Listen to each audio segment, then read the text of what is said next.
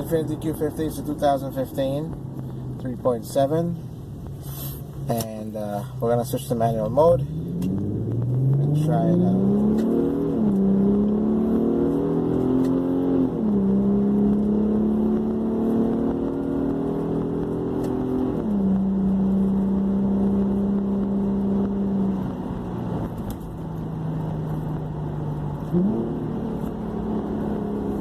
Of course, that's sound inside of the car.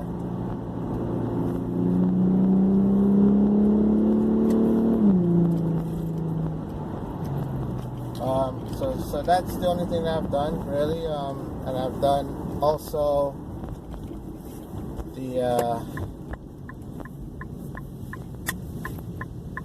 what you call it? There goes my keys.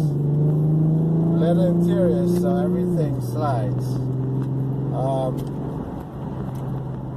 I just changed the K&N filter. No special setup, no nothing. It's just